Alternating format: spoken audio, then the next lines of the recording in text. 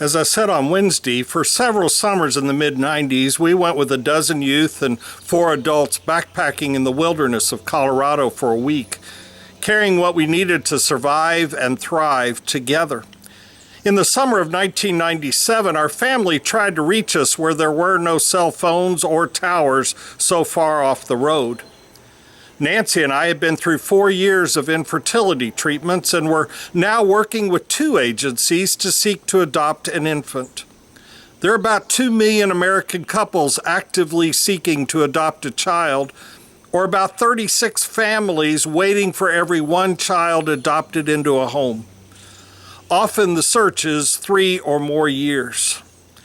One of our best supporters was my wife Nancy's sister Sally, who was the head nurse of the OB department at the hospital where she had worked for decades. A woman who was due to give birth soon asked Sally if she knew anyone seeking to adopt.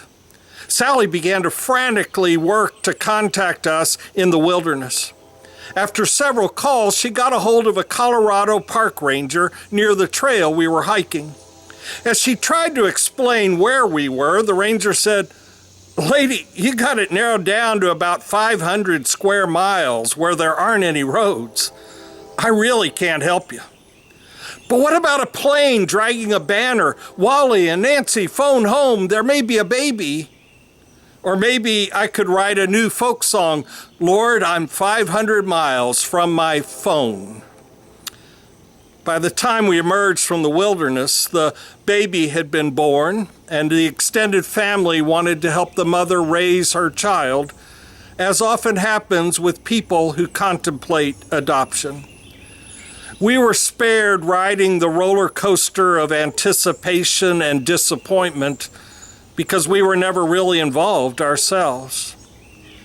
2 weeks later, we answered a phone call from one of my best friends from my high school church youth group. We had stayed close through college before she became an attorney in Sarasota, Florida, where she founded and ran a large adoption agency. My former church youth group friend informed us that a teenage mother-to-be had picked our family profile we had submitted and wanted to meet us. 2 months after meeting her, we were staying in my friend's home, awaiting the birth of our son, who turns 23 soon. Our faith family shares a story about Moses, asking God if Moses can see God face to face. Because Moses can't handle what he requests, God covers Moses' eyes as God passes by, but allows Moses to see God from the back as God moves into the future. How does that metaphor speak to you? When in your life have you realized God was at work when you looked back on where God had been?